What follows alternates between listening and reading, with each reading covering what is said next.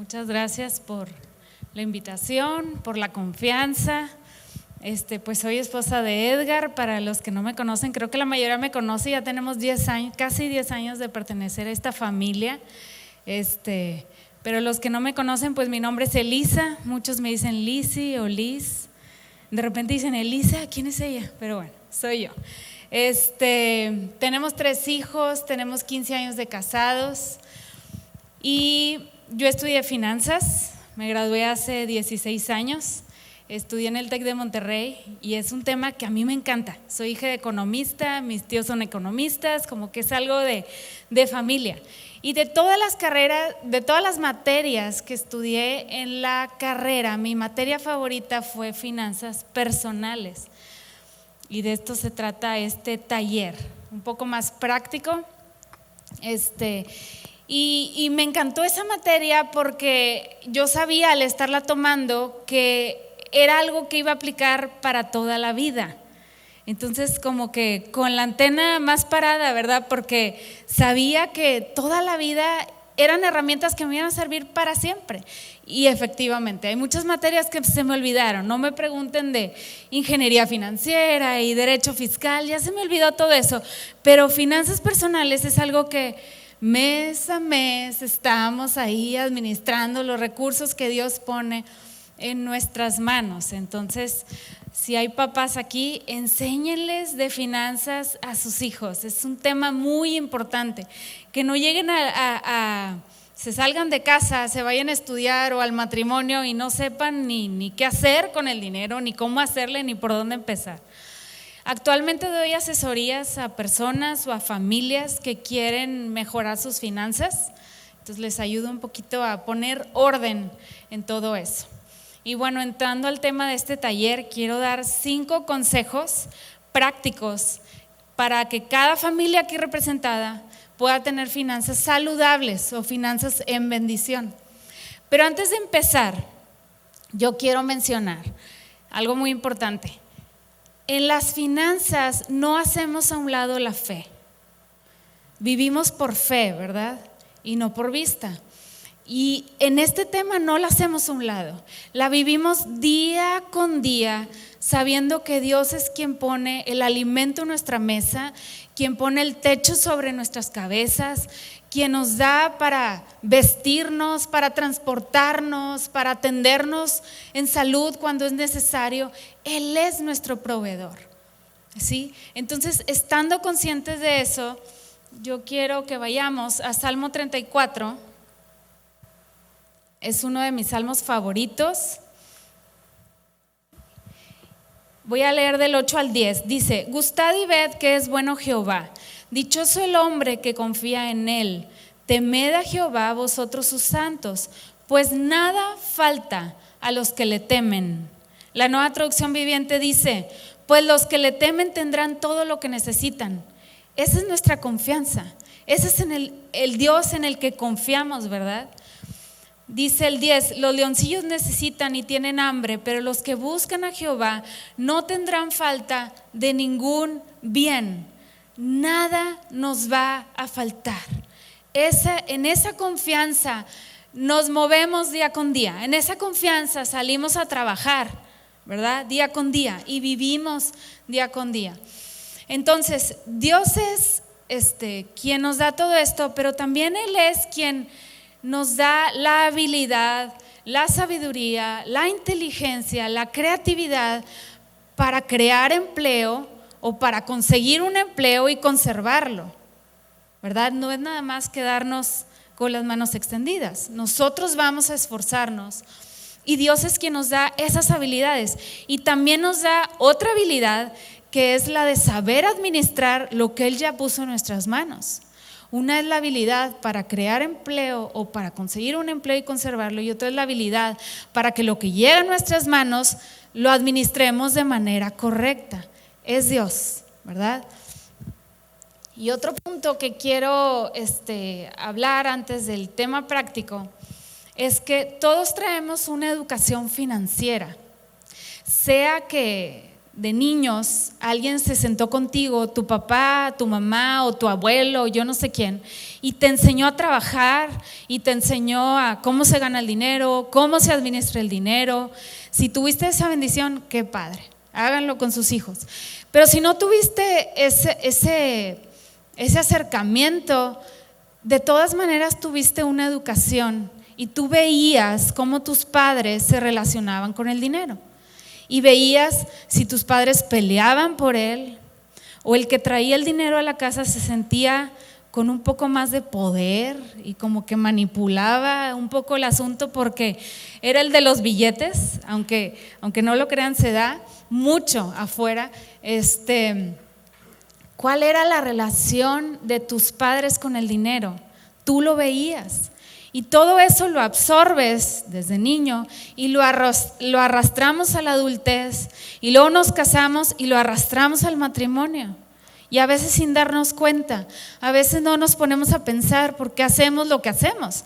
Pero si realmente te haces preguntas profundas de por qué hago lo que hago, muy seguramente las vas a encontrar en tu casa, de donde saliste, donde creciste, sea que tus padres te hayan criado o tus abuelos o quien sea, le aprendiste muchas cosas.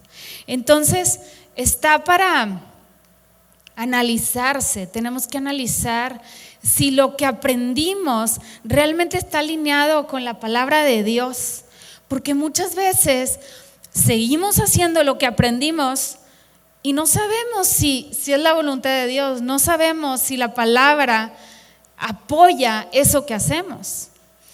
En asesorías que tengo, muchas parejas o personas me dicen, es que yo no puedo hablar con mi esposo del tema del dinero sin que salten chispas, y eso no se debe de dar. ¿Por qué tiene que ser un tema difícil? Tenemos que tener la capacidad de hablarlo con nuestro esposo o esposa sin que haya problemas, que haya una comunicación abierta, y así como nos ponemos de acuerdo para qué vamos a cenar hoy, qué vamos a hacer hoy, así podamos comunicarnos con nuestro esposo o esposa de cómo lo vamos a administrar, qué vamos a hacer o qué no vamos a hacer. Entonces, si tú estás aquí con tu esposo o allá donde nos estén viendo, platica con tu esposa o con tu esposo, si hay rivalidad en ese tema, si saltan chispas de repente, resuélvanlo, sí, resuélvanlo. Saco otra vez un versículo que acaba de decir Jaime y que lo dijo el pastor Rafa el domingo, Romanos 12:2. Dice, no os conforméis a este siglo, sino transformaos por medio de la renovación de vuestro entendimiento, para que comprobéis cuál sea la buena voluntad de Dios, agradable y perfecta. Y el pastor Rafa nos decía, ¿nos conformamos como el mundo o nos transformamos como Dios quiere que vivamos? Y esto aplica para las finanzas también. ¿Nos conformamos y vivimos como vive todo mundo allá afuera? Y decimos, no, yo lo mío y tú lo tuyo. Tú hazte garras con lo tuyo y yo me hago garras con lo mío. Y no te metas en mis números, porque así hay muchas parejas afuera. Y eso no debe ser así. Somos un equipo, somos una sola carne, y en las finanzas también somos una sola carne. Entonces, resolvamos los conflictos que tengamos en este tema, porque es bendición para el matrimonio y es bendición para nuestros hijos, porque así como nosotros absorbimos conocimiento de este tema cuando éramos niños, nuestros hijos están aprendiendo. Aunque no nos sentemos formalmente con ellos y les enseñemos, ellos están viendo cómo papá y mamá hablan del dinero y cómo lo administran y si hay problemas, ¿verdad? Entonces, transformémonos. A lo mejor hay que desaprender algunas cosas para aprender a la manera de Dios. Se trata de tener finanzas en bendición. ¿Qué son las finanzas en bendición? Es no vivir en la rayita siempre, es decir, no gastar todo lo que ganamos y estar siempre en la rayita, o no vivir endeudados, que es gastar más de lo que ganamos. O tener un relajo financiero que ni sé cuánto gano, ni sé cuánto debo, porque aunque no lo creamos, hay gente allá afuera que no sabe cuánto gana. Así como entra el dinero, sale y entra y sale y no supo cuánto entró y cuánto salió. O a lo mejor él sí sabe o ella sí sabe, pero su esposo o su esposa no tiene idea. Hay mucha gente que me dice, no tengo idea de cuánto gana mi esposo. No sé si tiene deudas o si no tiene, si gana mucho, si gana poco, no sé. Y eso no debe pasar aquí adentro, eso pasa allá afuera, ¿verdad? Aquí adentro no. Entonces tenemos tarea, matrimonios. El mundo allá afuera dice, venimos a este mundo a ser felices, esa es la mentalidad. Entonces tú dale, solo se vive una vez, tú gástalo, tú vete de viaje aunque no tengas dinero, tú cómprate esa casa, para eso te partes el lomo todos los días, tú cómpratela, a ver de qué palo te cuelgas, pero tú métele la tarjeta, ¿verdad? Pero no debe ser así. Tenemos que tener orden en este tema. Entonces, bueno, pasando ahora sí al tema práctico, no sé si me puedan poner la primera filmina, diapositiva. Ahí arriba. El punto número 1 de los 5 puntos que quiero comentar es que tengamos un plan para nuestras finanzas. Hay que sentarnos, si estás casado, hay que sentarnos con nuestra esposa o nuestro esposo y hacer una radiografía financiera. ¿Qué es eso, Elisa? ¿Qué es una radiografía financiera? Bueno, es sentarnos y platicar. A ver, ¿cuánto ganamos? ¿Cuánto ganas tú? ¿Cuánto gano yo? O si nada más trabaja uno, bueno, ¿cuánto ganas? ¿Cuánto entra? ¿Cuánto gastamos? ¿Estamos gastando todo lo que ganamos? ¿O estamos gastando más de lo que ganamos? ¿Cuánto debemos? Desde la hipoteca de la casa, algún carro, tarjetas de crédito, tarjetas de tiendas departamentales, hasta la cuenta de la tiendita de la esquina, del cartoncito que está ahí anotado todo lo que debes. Todo eso, platicarlo, ¿sí? Y esa es tu radiografía. En ese punto te encuentras parado. ¿Cuánto entra? ¿Cuánto sale? ¿Cuánto debemos? Ese es tu punto. Pero también platiquen de las metas, de los sueños, del llamado que Dios les ha dado a ustedes como familia. Ahora, si estás soltero, toma nota, estás en la mejor etapa para aprender de todo esto, y cuando Dios te ponga al hombre o a la mujer con la que vas a formar una familia, son temas que tienes que hablar, que son importantes. Y como que a veces aprendemos que por educación no se habla de esto, y muchos se casan sin jamás haber platicado del tema, y ya estando del otro lado se dan cuenta de que traía deudas y que traía conceptos que tú ni por aquí, ¿verdad? Entonces son temas importantes. Platiquen del llamado que Dios les ha dado como familia, o del sueño que Dios les ha dado como pareja, como matrimonio. ¿A dónde los quiere llevar Dios? Y pongo el ejemplo de nuestros pastores, Rodolfo y Adriana. Hace aproximadamente 30 años ellos recibieron el llamado de salir de México y de irse a Japón, ¿verdad? Y pues no fue fácil. Tomaron ese llamado en fe, pero le pusieron pasos del punto donde se encuentran al punto que querían llegar, que era Japón. Ellos le pusieron pasos para llegar a ese punto. Hay que ponerle pasos a los sueños que Dios nos ha dado. Si el sueño viene de Dios, Dios nos va a decir cómo lograrlo. ¿Qué pasos tenemos que dar en fe? Pero para lograr y llegar del punto A en el que estamos al punto B, que es a donde Dios nos quiere llevar. Entonces, todo eso lo tenemos que platicar. Tenemos que ser intencionales con el dinero. Tenemos que ser intencionales. Y pasamos al punto número 2. Bueno, yo les quería platicar, les estaba platicando más bien, que cuando los pastores reciben este llamado, ellos le pusieron pasos, y si mal no recuerdo, hace 2 años, en un congreso de la economía de Dios, el pastor Rodolfo nos decía que ellos se fueron a Japón con 3 meses de colchón. Pues iban ahora sí, ya estamos donde tú quieres, Señor, pero no se fueron a lo loco.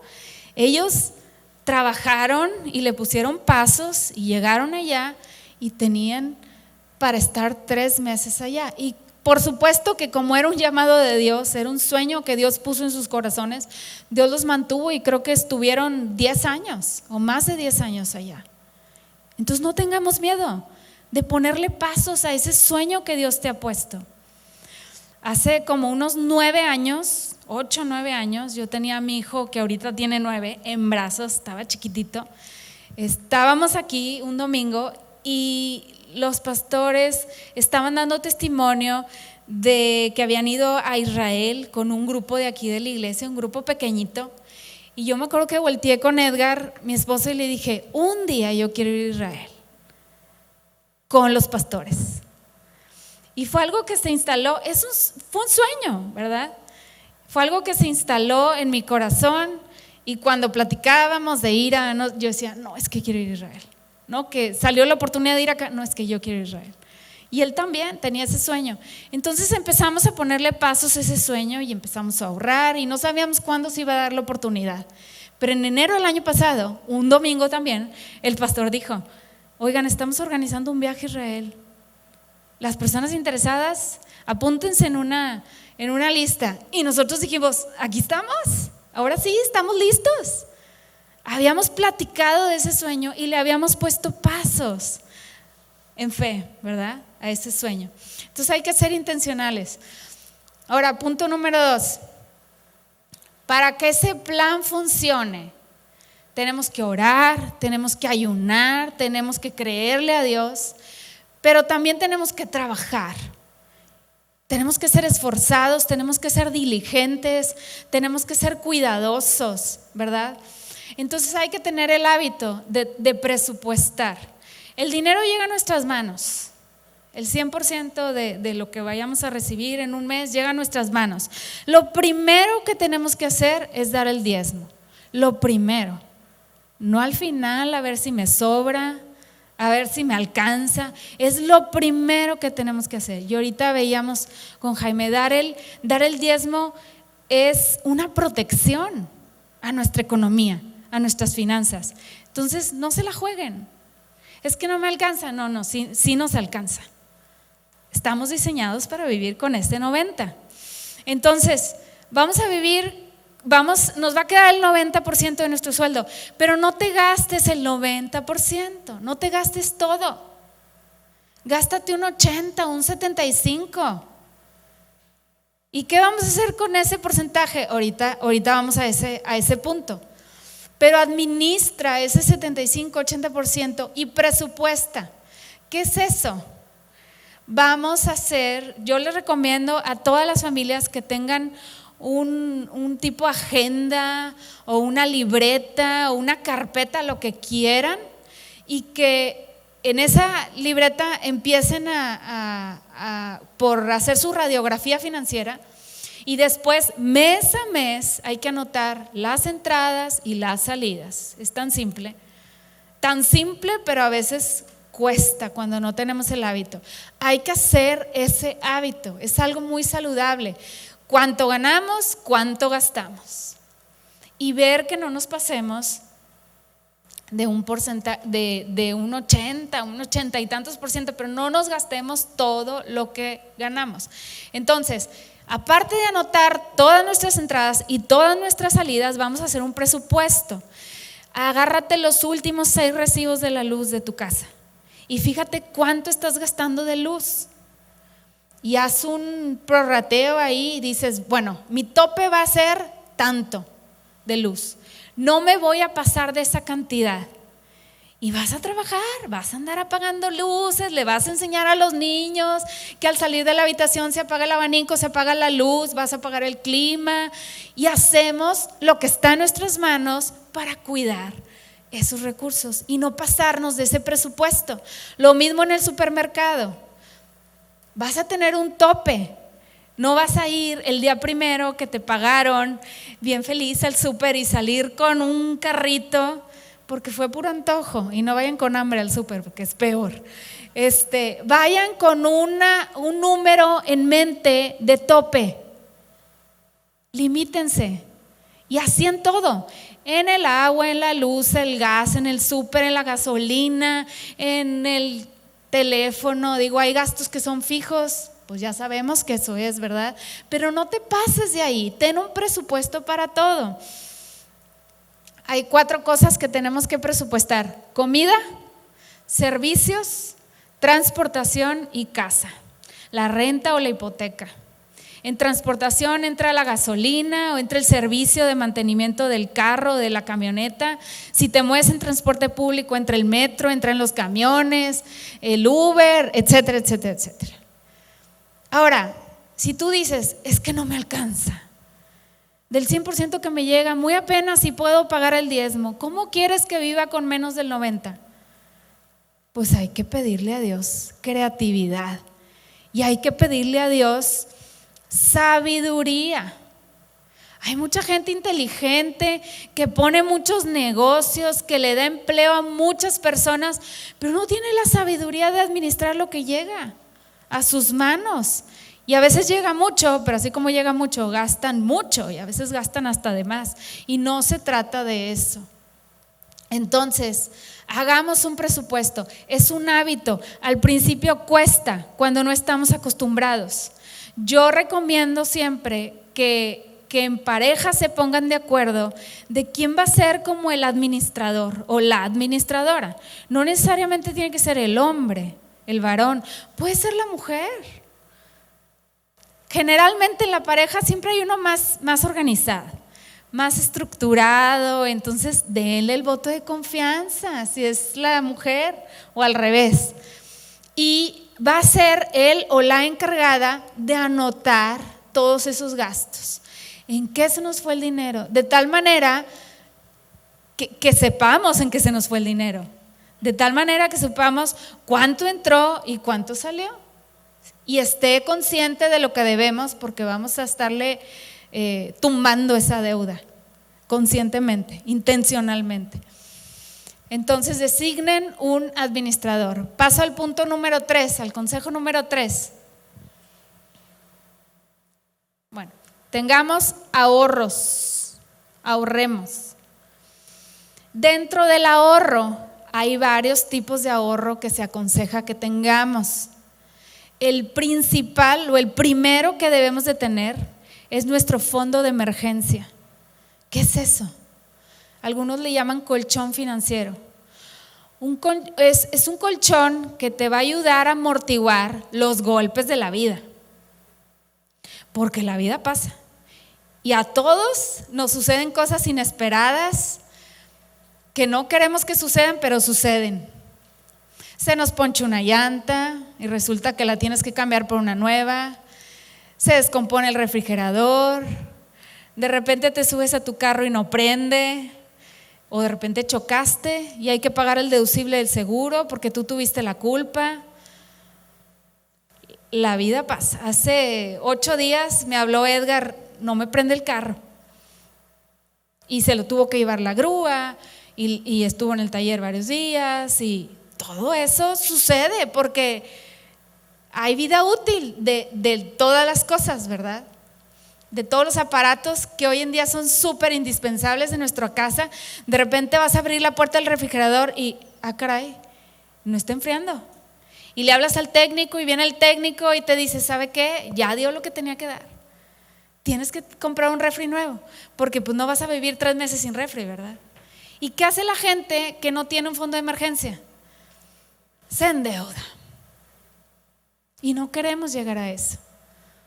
O va a una tienda que no quiero mencionar nombres, de esas bien usureras que pague en abonos chiquitos y terminas pagando 5 refrigeradores en vez de 1. Pero eso sucede cuando no tenemos un fondo de emergencia. Entonces, hay que tenerlo. Hace 2 años, más o menos por estas fechas, nuestra hija, la de en medio, tuvo un accidente muy fuerte en donde casi pierde parte de su dedo. Y pues nos hablaron, la tuvimos que llevar aquí al hospital, estábamos en emergencia. Y generalmente cuando suceden esas cosas, entras en un estado de shock, sobre todo cuando se trata de los hijos, ¿verdad? Porque el doctor fue bien claro y nos dijo, no sabemos si se va a salvar su dedo, lo podía perder. No sabemos, no sabemos qué va a pasar. Y estás tú en shock recibiendo esa noticia y estás oyendo a tu hija gritar detrás de una cortina que no puede con el dolor y la señorita del hospital te está preguntando datos, que dónde vives y que cuál es tu código postal, y tú estás oyendo a tu hija gritar y el cirujano te está diciendo, no sabemos qué va a pasar, el pronóstico es reservado, no sabemos si le vamos a poder salvar el dedo. ¿Dónde fue el accidente? No, pues en tal lugar. Pues tiene que ir al lugar a buscar la parte del dedo que se le cayó. Imagínense, tú estás recibiendo todo eso y si a ese shock le agregas el ¿cómo voy a pagar todo esto? Pues mucha gente colapsa, ¿verdad? Y no es que no seas cristiano y no es que no tengas fe, es que te haces preguntas, porque la del hospital te está diciendo, ¿está de acuerdo en que le vamos a hablar a un cirujano especialista en mano? Pues sí, háblele, haga lo que tenga que hacer, pero sálvele el dedo a mi hija. Pero estás pensando, todo eso cuesta. Un especialista en mano como que se oye acá más grueso, ¿verdad? Eso va a costar más. Y doctor, ¿cuánto tiempo va a estar la niña aquí? Pues no sabemos. No sabemos si 2 días o 1 semana o qué vaya a pasar. Depende de cómo reaccione la niña. Entonces, gracias a Dios, tenemos un seguro, pero aún que tienes esa protección, tienes que pagar deducible, tienes que pagar el porcentaje de un coaseguro y hay cosas que no entran dentro del seguro y las tienes que pagar y tenemos que estar preparados. Tenemos que estar preparados, no se vale de ¿qué hacemos? ¿Qué hacemos? Entonces, ese es el propósito del fondo de emergencia. Hay otro tipo de ahorros, yo puse ahí, casi no se ve, ahorro para eventos especiales. Hay eventos costosos en el año. Uno, por ejemplo, puede ser la Navidad, donde casi todas las familias gastan un poquito más que los otros meses. Regalos, posadas, compromisos y muchas cosas que se vienen. Ahorra para la Navidad. No se vale que llegue la Navidad y que digas, pues no tengo, pero mis hijos quieren este regalo y este regalo y este regalo, ¿y cómo les digo que no? Y metas la tarjeta y la uses como una extensión de tu sueldo. La tarjeta no es una extensión de nuestro sueldo, no es. Y eso lo tenemos que tener bien claro. No la uses como que ahí tienes un dinero extra, porque no lo tienes, ¿ok? Entonces, si ya sabes que en Navidad gastas más, o en el regreso a clases, tienes 3 hijos a los cuales hay que comprarle uniforme cada año, tenis, mochilas, libros, inscripciones, bla, bla, bla, bla. Bueno, ahorra para el regreso a clases. Que no se llegue el regreso a clases y digas, ¿y ahora cómo le hago? Se trata de ser previsores. Dios no está peleado con eso. Dios no está peleado con que seamos previsores. Seguimos confiando en Él. Hay cosas que aún cuando las tenemos medio planeadas o con este colchón de emergencia, aún hay cosas que se salen de control, pero Dios sigue en control, ¿verdad? Entonces, no porque tengamos ahorros vamos a dejar de confiar en Dios y nuestra confianza está en el ahorro. No es cierto, porque sabemos que así nos pueden mover el tapete en cuestión de un abrir y cerrar de ojos. Entonces, regreso a clases, a lo mejor un cumpleaños, que tú digas, a mí me gusta festejarme en grande cada cumpleaños y me gusta invitar a mucha gente. Entonces, pues prepárate para eso, no te endeudes para tu fiesta, ¿verdad? Ahora hay otro tipo de ahorros, ahorro para el retiro, ahorro para la universidad de tus hijos. Yo no sé cuáles sean tus planes, lo que Dios los ha llamado a hacer con los hijos, los sueños, las metas que Dios ha puesto, pero seamos intencionales, ¿sí? Consejo número 4. Paga tus deudas. Paguemos las deudas. Y esta parte como que incomoda un poquito. Pero ya hicimos nuestra radiografía financiera, ya sabemos cuánto debemos, vamos a enumerar todas las deudas que tengamos y vamos a ir una por una tumbándolas. Ahora, algo que se me olvidó mencionar en el punto anterior del ahorro, ¿se acuerdan que les decía que después de diezmar nos queda el 90% y les decía no gasten más del 80%? Vivan con el 75-80. ¿Qué hacemos con ese porcentaje? Lo ahorramos. Pero si todavía tienes deudas, paga primero tus deudas. Construye tu fondo de emergencia primero y luego paga tus deudas. Vete una por una. Mi consejo es, empieza por la más chiquita. Porque una vez que tumbas una y luego tumbas otra, como que dices, sí puedo. Entonces empieza por la más chiquita y de ahí para arriba. Después la que sigue y la que sigue, pero quítate ese peso de encima. La Biblia es muy clara y en muchas partes vemos que se habla de la deuda. Vamos a Proverbios 22:7.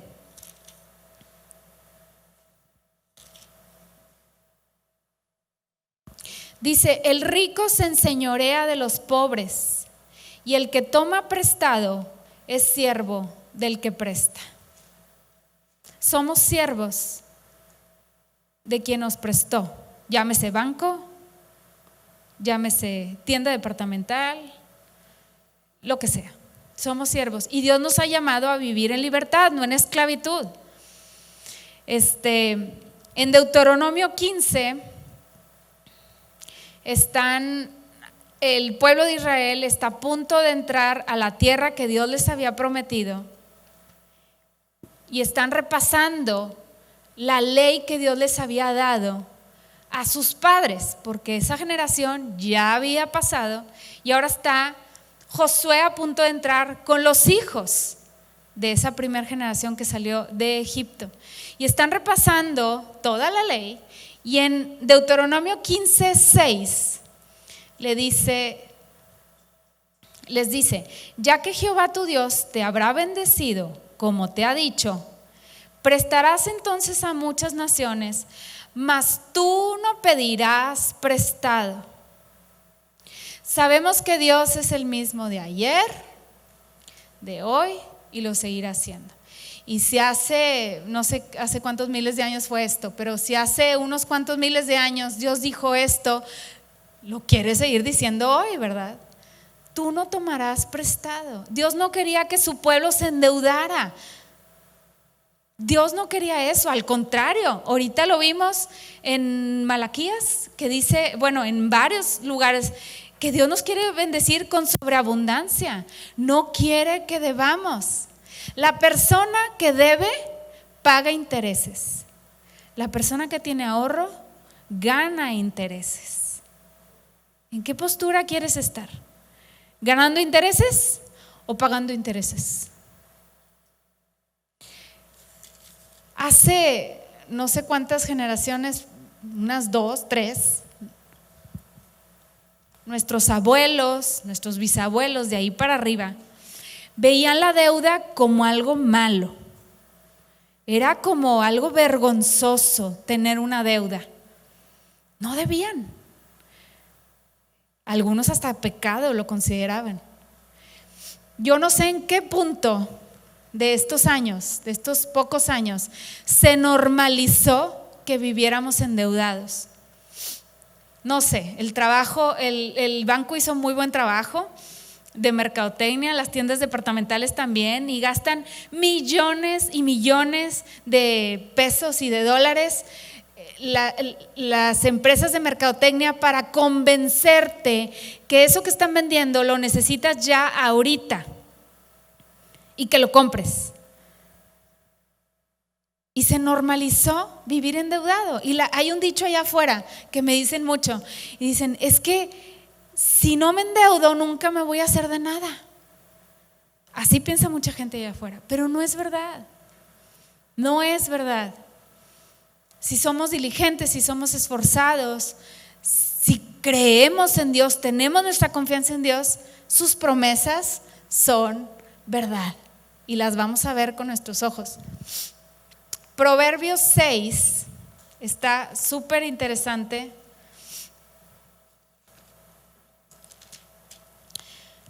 Voy a leer del 1 al 5. Dice: Hijo mío, si salieres fiador por tu amigo, si has empeñado tu palabra a un extraño, te has enlazado con las palabras de tu boca y has quedado preso en los dichos de tus labios. Si salieres fiador por tu amigo, si diste tu palabra con una fianza, también con una deuda, ¿sí? Con el banco, con tu amigo, con el vecino, con la tienda, con lo que sea.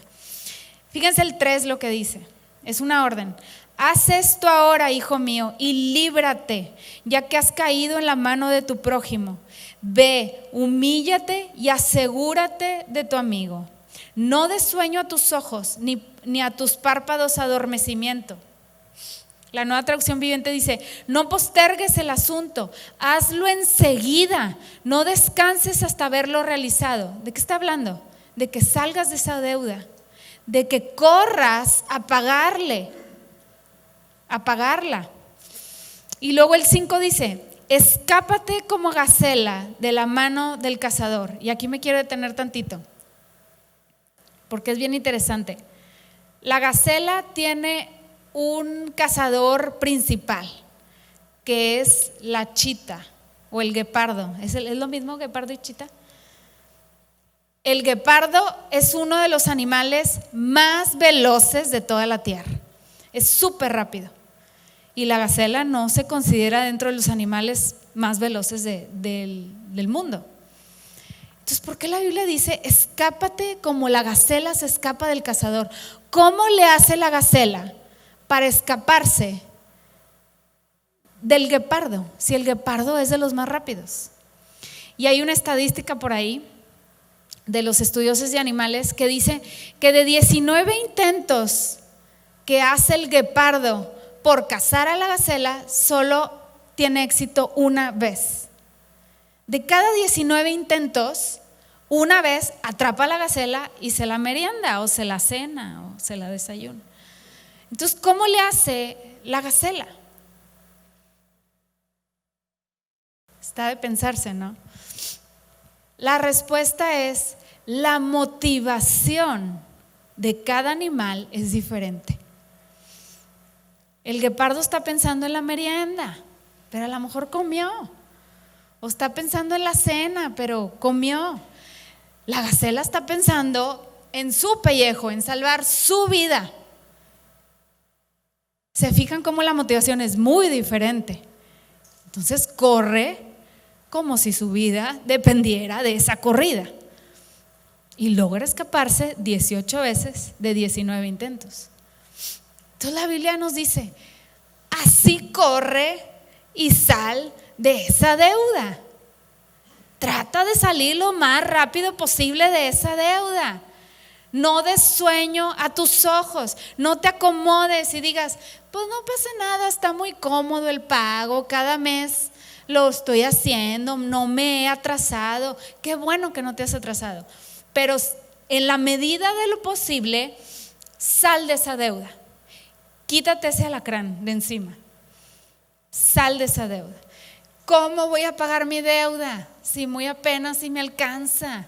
Si a veces ni el diezmo alcanzo a pagar. Bueno, es que a lo mejor por eso no puedes salir de ahí. Empieza pagando el diezmo cada mes, primero que nada. ¿Cómo vamos a salir de esa deuda? Pues hay que orar. Hay que pedirle a Dios creatividad, hay que pedirle a Dios que nos ayude y abra puertas que ningún hombre pueda cerrar.